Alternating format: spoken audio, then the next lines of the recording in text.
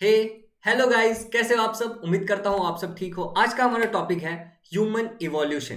Human evolution, this is from heredity and evolution. ये last topic है और ये लास्ट लेक्चर है, लेक्चर नंबर 6।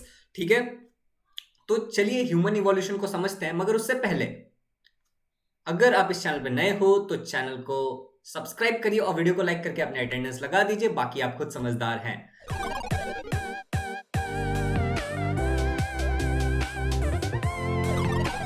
तो ऐसा कहा जाता है कि एक बड़ा सा एस्टेरॉयड आकर के जमीन पे गिरा और जितने डायनासोर थे वो सारे खत्म हो गए। ये सब हुआ था 7 करोड़ ईयर्स एगो। सारे के सारे डायनासोर डिसअपियर हो गए। उसके बाद श्रू लाइक एंसेस्टर से श्रू लाइक एंसेस्टर से मंकी लाइक एनिमल्स फॉर्म हुए। क्या हुए? मंकी लाइक एनिमल्स फॉर्म हुए। किनसे? श्रू लाइक एंसेस्टर से। तो यहां तक सब क्लियर है। तो चलो कहानी में देखते हैं कि आगे क्या है। आगे 4 करोड़ ईयर्स एगो, 4 करोड़ साल पहले, इन अफ्रीका, ये जो मंकी लाइक ऑर्गन्स थे ना, एनिमल्स थे, ऑर्गन्स नहीं, मंकी लाइक एनिमल्स जो थे, उनके जो टेल्स थे बच्चों, वो टेल्स डिसअपियर होने लगे। क्या होने लगे? उनके टेल्स डिसअपियर होने लगे। उनका जो ब्रेन था वो इनलार्ज होने लगा और उनके हैंड्स भी इंप्रूव होने लगे। ठीक है, तो यहां तक सब क्लियर है। अब इससे वो मंकी लाइक एनिमल्स में जब ये सारी बदलाव आए तो एप लाइक एनिमल्स बने होंगे। क्या बने होंगे? Ape like animals were evolved. तो यहां तक सब कुछ क्लियर है और इसी को हम कहते हैं इजिप्टोपिथेकस। क्या कहते हैं गाइस जिसको? इजिप्टोपिथेकस। तो आई होप कि यहां तक की कहानी आपको बहुत अच्छी तरीके से क्लियर होगा। तो चलो अब आगे बढ़ते हैं। और आगे है साउथ और नॉर्थ ईस्ट एशिया में गाइज ये इवॉल्व होते गए और इनसे बना gibbon and further orang U-turn. यहां तक भी क्लियर है। मैं आपके टेक्स्ट बुक को फॉलो कर रहा हूं और आपके टेक्स्ट बुक में जिस तरीके से है उसमें अपना दिमाग लगा के थोड़ा इंप्रूव करने की कोशिश कर रहा हूं। That's it. तो अब आगे बढ़ते हैं। अब है 2 करोड़ ईयर्स एगो, 4 करोड़ साल पहले, 7 करोड़ साल पहले, और अब है 2 crore years ago. Evolution of old species of apes seems to be occur in different way. जो भी ओल्ड स्पीसीज ऑफ एप्स थे, जो मंकी लाइक एनिमल से डेवलप हुए थे, उनका जो इवोल्यूशन हो रहा है वो काफी अलग तरीके से हो रहा है। पीछे आपको बंजर जमीन दिख रहा है ना, इसके पीछे एक रीजन है। They had to use their hands more for eating and other work. अब उनका इवोल्यूशन अलग तरीके से हो रहा था। उनको अपने हाथों का ईटिंग के लिए, मूवमेंट करने के लिए, काफी चीजों के लिए उनका यूज कर रहे थे क्योंकि उनके हैंड्स भी ग्रो हो रहे थे। अब अफ्रीका में ड्राई वेदर के कारण, ड्राई एनवायरमेंट के कारण जो फॉरेस्ट थे वो डिक्लाइन होने लगे। तो अब पेड़ पे तो वो रह नहीं सकते, बट ऑब्वियस है कि वो पेड़ पे अब नहीं रह सकते। तो उन्हें क्या हुआ? जमीन पे आना पड़ा। They started to live on land. तो अब वो जमीन पे रहने लगे। अब देखो, जमीन पे जब वो रहेंगे तो उनको दूसरे जानवरों से खतरा भी है, राइट? तो उसके लिए उनको उठ उठ के देखना पड़ेगा। पहले वो हाथ पे इस तरीके से चलते थे, अब उनको उठ उठ के देखना पड़ेगा। तो उससे क्या हुआ? पेल्विक ग्रिडल डेवलप्ड हुआ। उनका जो वर्टिबल कॉलम था ना, वो डेवलप होना स्टार्ट हो गया। And they started to stand erect. Erect posture में वो खड़े होने लगे ग्रास लैंड के अंदर। ठीक है, मतलब जमीन के ऊपर जो ग्रास थे उसमें वो खड़े होकर देखने लगे। लेकिन क्या पूरी तरीके से खड़े हो रहे थे? तो जी नहीं, पूरी तरीके से बिल्कुल भी खड़े नहीं हो रहे थे। Hands become available to use any time. उनके जो हैंड्स थे वो, मतलब अब जब वो उठ रहे हैं तो उनके हैंड्स फ्री होते जा रहे हैं। मतलब पहले तो चलने के लिए इस्तेमाल किया जा रहा था, लेकिन अब हैंड्स फ्री होते जा रहे हैं और उसका वो किसी भी चीज में यूज कर सकते हैं, कभी भी यूज कर सकते हैं। तो आगे बढ़ते हैं और देखते हैं आगे क्या है। 2 करोड़ ईयर्स एगो, 2 करोड़ ईयर्स एगो, ये मतलब अभी तक हमारा 2 करोड़ ईयर्स एगो का ही चल रहा है। बट ये जो हम लोगों ने बात किया, जिनका इरेक्ट पोस्चर आया, उनका पेल्विक ग्रिडल डेवलप होने लगा, ठीक है, हैंड्स फ्री हो गए, इनको कहते हैं ड्रायोपिथेकस। इन्हीं को क्या कहते हैं बच्चों? ड्रायोपिथेकस। तो आई होप कि यहां तक आपको सभी कुछ क्लियर होगा। हमने क्या देखा कि अर्थ पे एक बड़ा एस्ट्रॉइड गिरा जिससे सारे डायनासोर्स खत्म हो गए और शू लाइक एंसेस्टर से मंकी लाइक एनिमल्स डेवलप हुए होंगे। इन मंकी लाइक एनिमल्स के टेल गायब होने लगे और इनका ब्रेन इनलार्ज होने लगा, इनके हैंड्स बढ़ने लगे। अब उसको हम लोग बोलते हैं इजिप्टोपिथेकस। उसके बाद ये जो थे अफ्रीका में बहुत ज्यादा ड्राई एनवायरमेंट के कारण इन्हें जमीन पे आना पड़ा और इनको अपने आप को प्रोटेक्ट करने के लिए उठ उठ के देखना पड़ता था।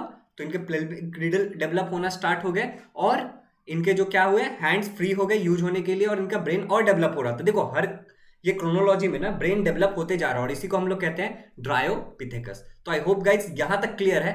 अब आगे देखते हैं कि आगे क्या। तो गाइज अब 1 करोड़ ईयर्स एगो, 1 करोड़ साल पहले रामापिथेकस, ठीक है, ये एप पाया गया। ठीक है, ये इवॉल्व होते होते Ramapithecus, first record of human like animal. ये किस तरीके से था? ह्यूमन की जैसा दिखने वाला एक एनिमल, एक एप जिसका नाम है Ramapithecus, was found in north India and east Africa. इसको कहां पाया गया? नॉर्थ इंडिया और ईस्ट अफ्रीका में। आप यहां पे फिगर में देख सकते हो। ये जो एप था बच्चों, ये मोर लाइक ह्यूमन, ये कैसा था? It was more like human and less like app. तो यहां तक सब कुछ क्लियर है। अब चलो आगे बढ़ते हैं। अब डेवलपमेंट होते जा रहा है, ठीक है।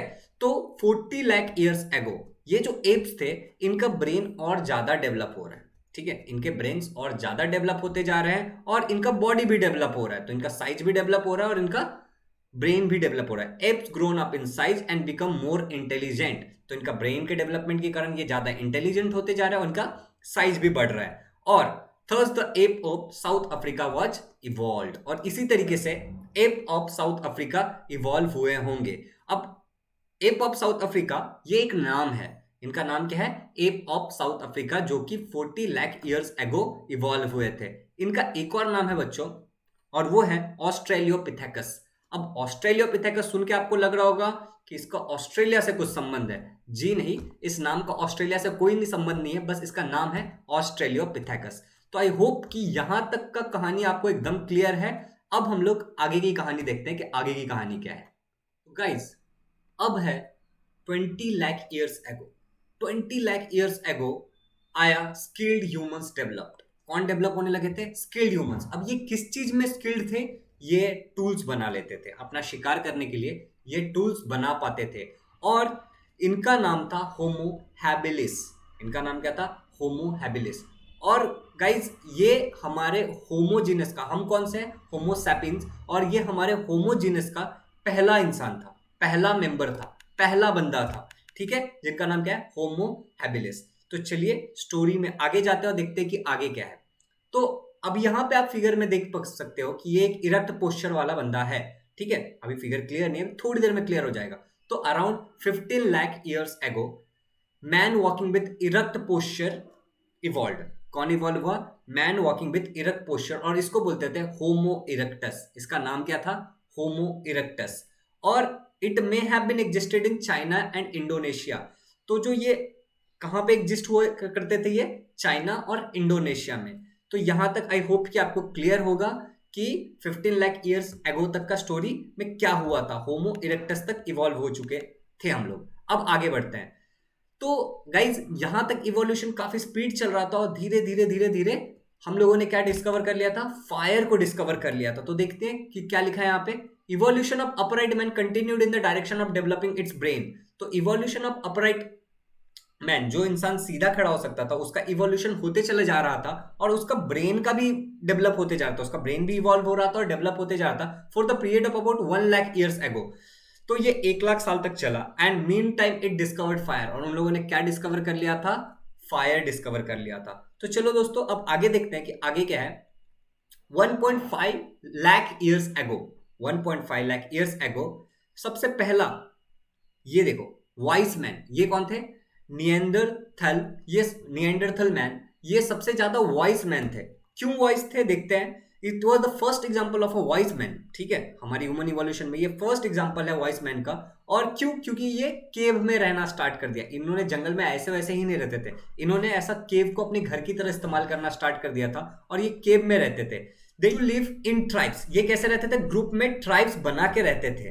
तो आई होप कि आपको निएंडरथल तक की पूरी स्टोरी समझ में आ गई है। अब आगे देखते हैं कि आगे क्या हुआ। तो गाइज ये प्रोसेस चलता गया और 50,000 ईयर्स एगो, आज से 50,000 साल पहले की बात है, कार्गो मैग्नॉन ये इवॉल्व हुए थे। कार्गो मैग्नॉन ये सबसे ज्यादा स्मार्ट और सबसे ज्यादा वॉइस थे अब तक के जो भी इवोल्यूशन हमने देखा। और Cro Magnon was evolve and afterward the evolution had been very faster than earlier. मतलब जब कार्गो मैग्नॉन इवॉल्व हुआ आज से 50,000 साल पहले, उसके बाद से जो इवोल्यूशन है वो बहुत ही तेजी से होने लगा अर्लियर से अगर आप कंपेयर करोगे, इससे पहले हमने जितना भी देखा उससे अगर आप कंपेयर करोगे तो उसके बाद क्या हुआ गाइस, 10,000 years ago इन लोगों ने एग्रीकल्चर करना स्टार्ट कर दिया। क्या करना स्टार्ट कर दिया? एग्रीकल्चर करना स्टार्ट कर दिया। इन लोगों ने एनिमल्स, कैटल रेयरिंग स्टार्ट कर दी, मतलब एनिमल्स को रेयर करने लगे, कैटल्स पालने लगे, ठीक है, गाय भैंस पालने लगे अपने फूड के लिए, ठीक है, मीट के लिए। कल्चरल डेवलपमेंट टुक प्लेस, और इसके अलावा इन लोगों ने कल्चरल डेवलपमेंट भी करना स्टार्ट किया, मतलब कुछ कल्चरल फेस्टिवल्स वगैरह ये सब भी डेवलप होने लगा आज से 10,000 years ago। और बहुत ही तेजी तेजी से ये सब चलता जा रहा था। और 5,000 years ago, अगर 5,000 साल पहले की बात करें तो art of writing was invented. क्या इन्वेंट किया था इन लोगों ने? Art of writing. 400 years ago, अगर आप आज से 400 साल पहले की बात करते हो, देन मॉडर्न साइंस इमर्ज्ड। जो भी हम लोग ने साइंस के बारे में पढ़ा है, डाल्टन थ्योरी, गैलीलियो, न्यूटन, ये सब आज से 400 साल ईयर पहले ऑलमोस्ट स्टार्ट हुआ था। एंड गाइज ये चलता गया एंड आज से 200 साल पहले 200 years ago industrial society was established. और हम जो भी आज तरक्की देख पा रहे हैं ये सब स्टार्ट हुआ था आज से 200 साल पहले, और इंडस्ट्रियल सोसाइटी डेवलप होने लगी थी। और इस तरीके से इवोल्यूशन होता चला गया, और अब तो हम लोग इवॉल्व होते ही जा रहे हैं, ठीक है। तो इस तरीके से हमने पूरा का पूरा इवोल्यूशन देख लिया, ह्यूमन इवोल्यूशन किस तरीके से श्रू लाइक एंसेस्टर से अब तक का सब कुछ हुआ है। आपने इंडस्ट्रियल रिवॉल्यूशन तक, हम इंडस्ट्रियल रिवॉल्यूशन नहीं देखा हमने, लेकिन इंडस्ट्रियल डेवलपमेंट तक का पार्ट हमने पूरा देख लिया है, राइट गाइज।